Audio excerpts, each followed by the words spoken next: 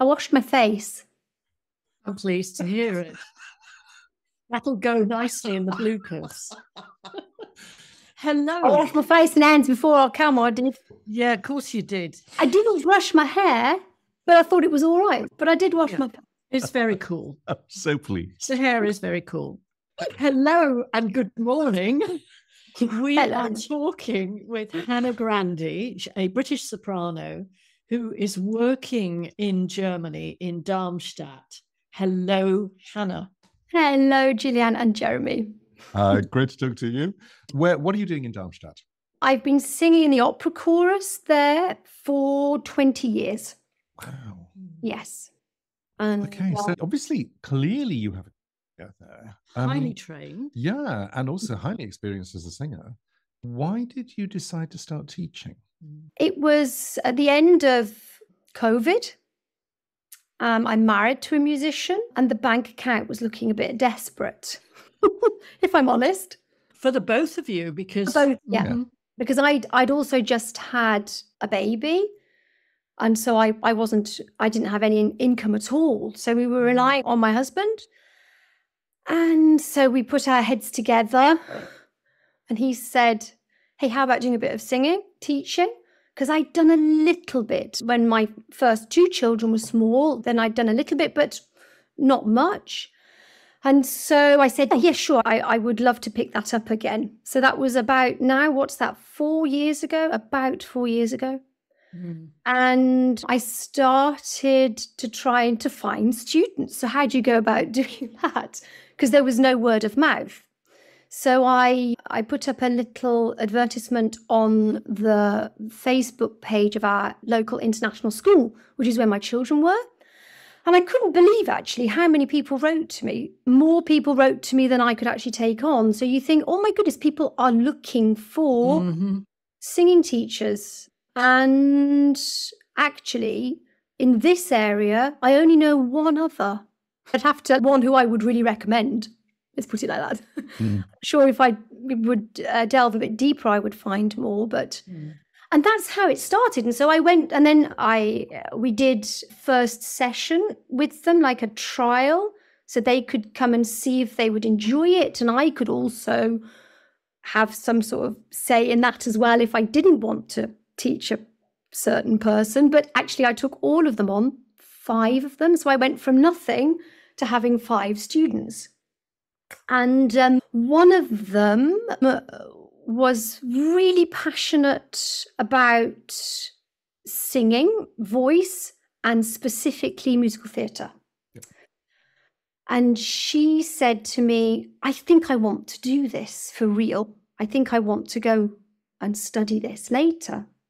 At this point, I think she was only about 14, 15, but she'd already got the bug for it and had been singing in the children's chorus in the theatre. And her mum came to me and said, oh, I'm not sure about this. Maybe she should not do musical theatre and get a proper education and do what you did and studied classical music, because then she could always get a job like you in an opera chorus, which is steady. And I thought about that. And then I said to her, I don't think Francine will thank you for that. Maybe not now, it'll be fine. She'll do what her mummy says, but in 5-6 years' time, that might come back to bite you. Good for you. I did, I said that. But actually the truth is she was so focused on it. It became really apparent to everybody that's just what she wanted to do. Listening to recordings all the time, coming with new repertoire. And so it was this particular student, because it was musical theatre, that started the search for information, for reliable information and knowledge. That's what I was seeking.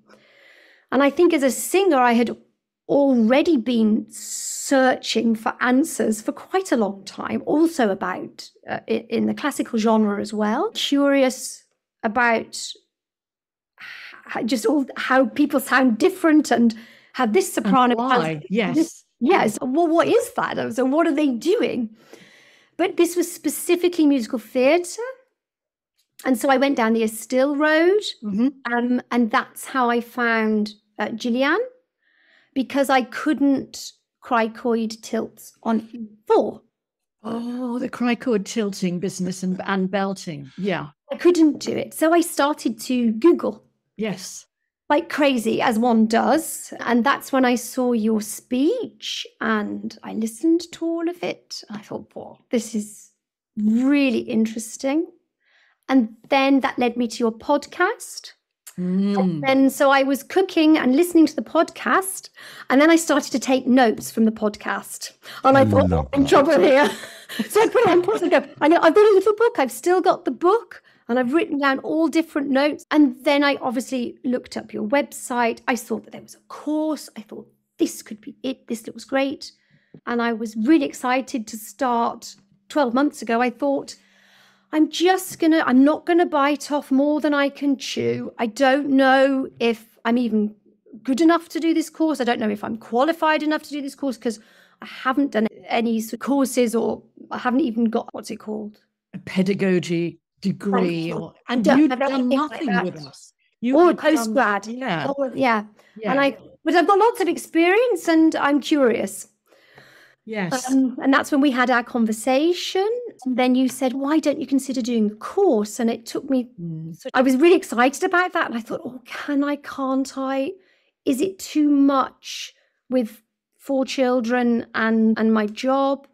But actually, I made it the truth is I made the decision actually relatively quickly after our conversation. And then I just had to, I had to convince my family and my husband that this was legit, because he didn't know anything about you. So he was like, what are these people? But he trusts me, so it was all fine. And that was the decision in the end. And it happened then, bam, it was like 2 or 3 weeks later, there was the gateway. And then we started. Yep. And this is quite an important thing, actually, Hannah, because you came to us relatively close to when we were about to start. And I knew from having spoken with you, and I think you came and joined the discovery call, didn't you? Yes. And I thought, this woman is ready to roll. She is ready to go. And actually, it's so interesting to hear your backstory about Francine, because you're a highly trained vocalist and musician. There must have been something in your instinct that said, I'm not actually equipped to teach this person to sing in a musical theatre style. So well done you for not going from bel canto can belto and all of that stuff. So well done for that. But also, I could tell you'd got this incredible curiosity. And therefore, what we discussed after meeting you was, this is someone who's highly committed. Can we accelerate her through the pathway so that she is ready to start in October?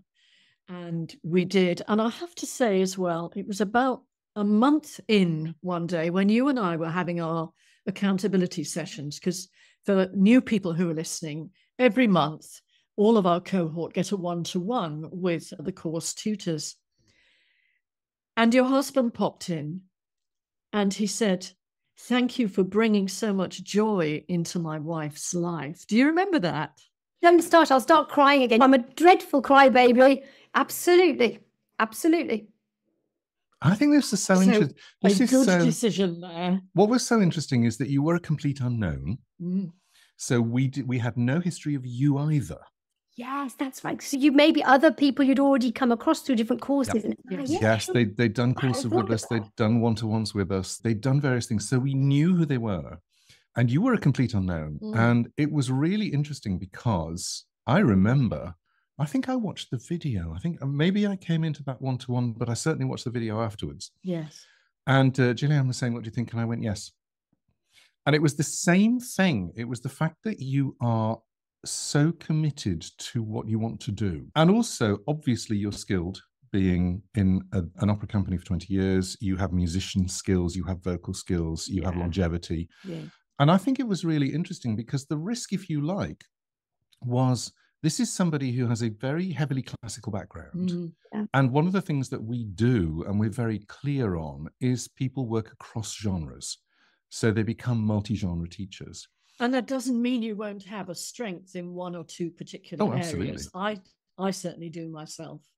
And I think, therefore, what you do is you build something that attracts those students. But the important thing is to understand that no one genre is better than another. We don't make judgments about teachers and singers who work in other genres. No.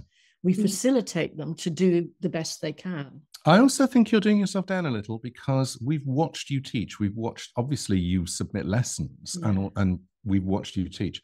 And I think you're very good with students. You're very good at analysing. You have a phenomenal set of ears so that you hear what's going on. And then we're helping you to understand and to break down what you hear, but you can still hear it.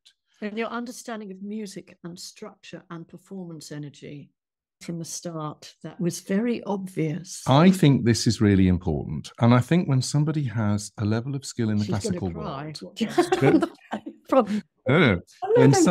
When someone has a level of skill in the classical world, it is possible to transfer those skills into different genres if you are open-minded enough to understand that different genres have different things. They have different focuses. I think, and that's one of the things that you do very well. And so you're able to analyze the musical theatre, multiple genres that happen in musical theatre, because it's that type of thing. And I think that was, so we've been basically gently encouraging you to do that and helping you out. But you have helped me out enormously, as you already know, and also my buddies have helped me out enormously as well with that, just by the way from the process that we've gone through in the last 12 months. But also the opportunities we get on the trainings to try stuff out. So I think it was a couple of trainings ago, we had short sections of music and then we were singing them in different genres. So and I tried out. This is what I love, trying stuff out. And I've always got my hand up. And it was, I think, something about Jamie the last 5 years. Yes. And so I was taking my M1 up quite high, and it was super helpful, the feedback I got from that. I think something clicked. I went, Hannah, you have to watch. This is because you're bringing your opera, everything that is so instilled in you, how to sing classical music, into this moment when you're trying to sing a phrase in musical theatre in M1. And it was just a few, do this, and then I could do it. So that you didn't go into vocal overload, which is one of the things that can happen. Exactly. Yeah. The opportunity to try that out with you in a room with everybody else there, the experience embedded it. Yes. And I think that's important, because there are some teachers for whom, if they don't experience it themselves, that, you know, the feel and the sound, in fact, I'd say pretty much for everyone, you've got to have a good idea of that. Even if, you know, I'm never going to be a commercial music singer, but nevertheless, I've still got to be able to pick up one or two things and think, okay, I'm mapping what I think this singer is doing. If I don't know how that works in my voice, how am I going to be able to talk to someone about how it works in their voice? Otherwise, it's do it like the recording and you're hoping, or it's do it like me. We've got to be able to do better than that. It's something we feel very strongly about on the course, isn't it? I think also you've picked up something, I think, which is really interesting, where you said talking about your buddies and the other people on the course. And one of the fascinating things about Cohort 23 is how wide the musical histories are. Oh my goodness, you're such a diverse bunch. So it's really interesting, because we have you from the classical world, we have a gospel church trainer, we have a world music trainer, we have choral trainers, we have musical theatre trainers, we have CCM trainers, we have all sorts of people in this group. And I think it's really interesting when... And a speech and language therapist. Speech and language therapist. Started off life classical and then musical theatre. Yeah. So it's very interesting, I think, when you all share, because we do, at some point during the course, we basically encourage you to teach each other. And it's been really interesting watching somebody take an area of their own expertise and teach that to somebody else who doesn't have that area. Really fascinating, I mean, for both parties. And for us too, I have to say.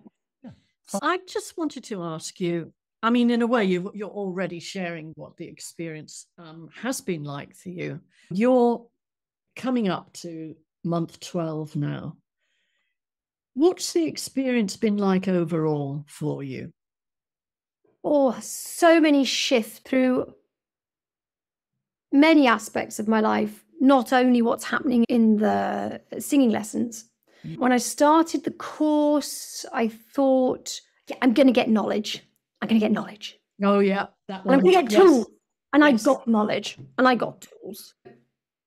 Talking about M1, M2, tick, breath management, tick, cricothyroid tilt, global tilt, boom, tick, resonance settings, tick.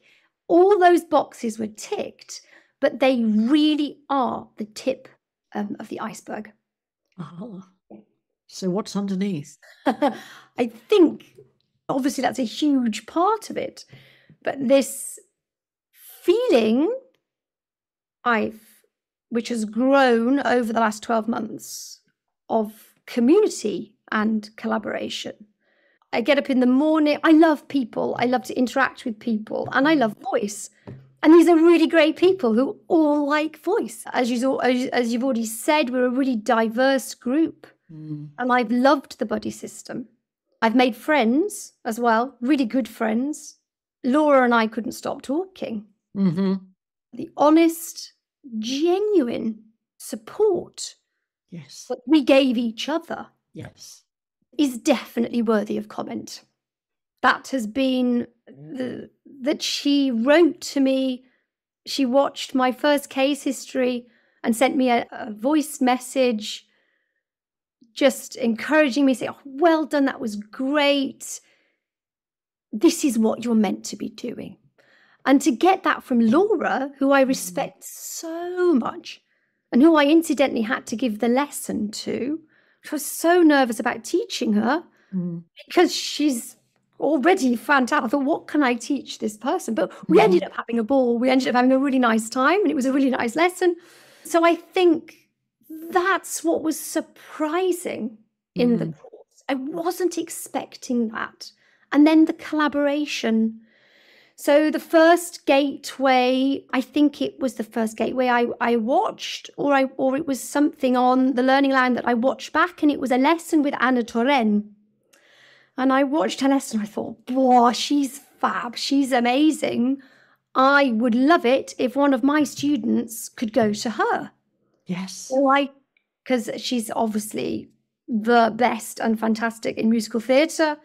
She's in Germany. She knows the German scene here. And I thought she could really help this particular student out. So they got in touch with her. And Anna and I have been teaching this student since before Christmas, both of us. Yeah, and I just want to clarify what happens here, because really what we're talking about here is connection, collaboration, community. Yep. You, even very early on in your own training, were collaborating with one of our cohort 21 graduates. So there was cross-fertilization, and that's actually been a hallmark of your particular cohort. Love that. And I think that's wonderful. And it's one of the things that we're looking forward to, actually, as we have more and more registered teachers, that we get this sense of mentoring from the more, for want of a better word, senior or experienced teachers with the younger teachers. And I just think it's fabulous. Yeah.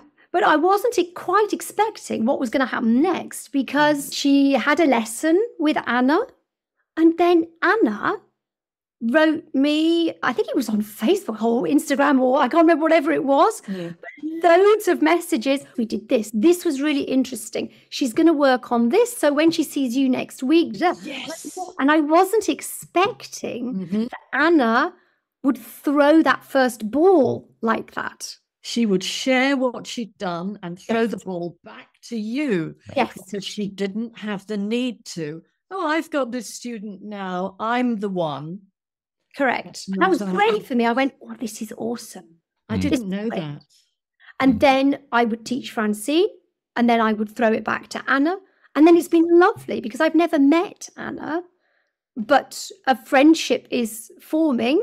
And I will be going to Hamburg this season, we've already talked about it. We just need to find the right time. And she's invited me to come and sit in on some of her lessons, which I'd love to do. Go to the Pop Academy and the musical theatre, and I can just sit and I can watch and I can listen. And it's a great, and she's in the same country as me, and I'll make a friend as well, a like-minded friend. And then, of course, there was Franka. Yes. Who's also become a lovely friend. And we enjoyed our weekend at the Hamburg Stimm Symposium together. It was such a great buddy to have there to discuss, to go to the presentations, speeches, masterclasses, and then have a good natter about it afterwards. And what's so great is that Anna and Franka were in the same group. We're in this community. Yes. And so there's no, what do I want to say, contradiction. We're on the same shared thinking. We do what we do. Yeah. A shared approach, shared thinking. We don't teach a method. That's not how we work. No. But therefore, if you like, there's a collective understanding. And there are always growth points within that collective understanding, which, in fact, when you become a registered teacher, you'll see how that understanding is growing, particularly with the people who graduated 2 years ago, and that they're branching out. And Franka with the polyvagal theory and the self and co-regulation. For us, it's a really exciting time, I have to say. Yeah. I think also because Franka was cohort 21 as well. And I think it was really interesting when you and Franka met in Hamburg Stimm Symposium. And we all had a big hug. We actually, we met you and Franka for the first time. Yeah. So that was in person. That was great fun. And I want to go, how is it learning on Zoom if you've not met us? Oh, well, I think it's been a real eye-opener for me, because you would think, oh, it's not the same. It's not the same, but it's fantastic. Also, because there's no distraction when we're on a screen like this. I'm zooming right into you, saying, and I haven't yet taught online, but I will be soon with one of my students. She's moving away, and they want to keep the lessons up. And so we're going to start that. And I'm very excited to start that and to see what an effect that's going to have on me as a teacher. Also, to get away from the piano, it's probably going to be very good. It's going to be really interesting. And also, that's the best way to do it, which is the first time you teach somebody online, you've already taught them in the room. So you have their persona, you have their energy, you know what their voice sounds like up close. It's going to be very interesting to see how it goes. You've got to keep us posted. All right, we'll give you a session on that, Hannah. I will. Sorry. No, go on. And I'm sorry, just one more thing. The big change, the big shift has been identity. That's massive for me. I think that's your big headline. Yeah. So I'm a singer who does a little bit of teaching, but keeps it very quiet, and certainly doesn't tell any of her colleagues at work, because they might think, what does she know about singing? Now, I feel I am these two things. I am both. I'm proud to be both. I do both well. And I'm now applying for jobs in institutes in Germany, jobs that I wouldn't even have looked at 12 months ago. And it's so interesting how the two worlds have mixed beautifully, how what I've learned the last 12 months has improved my experiences at work, because I'm singing better than I have done in a long time. Because I teach myself as well. Can I hear that again, please, Hannah? Oh, yes, certainly. Talking to myself. But that's an absolute reality. I feel as good as ever about the way I'm singing. And then, of course, the other way around. How my experience in theatre, then I can bring that into the singing lessons as well. Absolutely. Yeah, so identity has been... It's great because I can be confident. And it's not just those two things. It's also Hannah as a fully formed human being. I also go out into the world with a more confident step. I haven't got anything I don't have to hide behind anything. I can be really proud of what I'm doing in both worlds. And that's the tools you have given me to be a singing teacher, but also to be Hannah as an individual. Mm. These tools have been, honestly, a massive shift, life-changing, because I wouldn't be applying for those jobs that could change our whole situation here if I hadn't got that confidence to do it. It's so fascinating. I'm So so there's a pleased real you inner said that. change. Yeah. Yes. It's because we're doing person-centered work. When you're working with another singer, it is person-centered. And if we don't allow ourselves to grow, then we may not do it as well as we could. And I love that really what you're saying is this environment, if you like, the learning environment that we created. What was it we said in an Instagram post recently? The community of inquiry. Sounds very grand, but by actually setting that up, we've watched all of you in your cohort grow. And I have to say, it happens every single time we see person growth as well as career growth and skills growth. There's something very interesting. I know I've said this before, that one of the things that I like to do is to look at what people bring and who they are when they start. And you don't negate or reject anything. And what I love about the result of that is that people become more integrated, they become more focused, they become more themselves. It's almost like they become more, weirdly, they become more real. And part of that is, but you have all of these skills in the background, but you have this history. We're not going to pretend that history doesn't exist. That's actually part of you, and it's got you to where you are right now. So let's embrace and absorb, and then see where we can go with everything that you do. And I'm loving that so much of what you're doing is coming into focus and actually melding together to become more you. Yeah, it doesn't have to be one thing. I can be lots of. I love that. That the growth in the last 12 months, that's absolutely the word, the growth has been on all different levels, really amazing. And also that you've helped me to calm down as well. So we've been speeding up, we've been learning really quickly. So there's been this certain speed and pressure and deadlines, and we do this and we need to get this done and we're going to learn this. But for me personally, maybe not for other people on the course, but there's been these headlines through the last 12 months that is time. Think about time, take your time, shut up, slow down, listen, calm, confident. Can I hear that again, please? How did it feel? Describe. The 3-second rule. You were applying the 3-second rule. Yes. And it's helped so much. Take a breath. You don't have to fix everything right now. Choose, filter.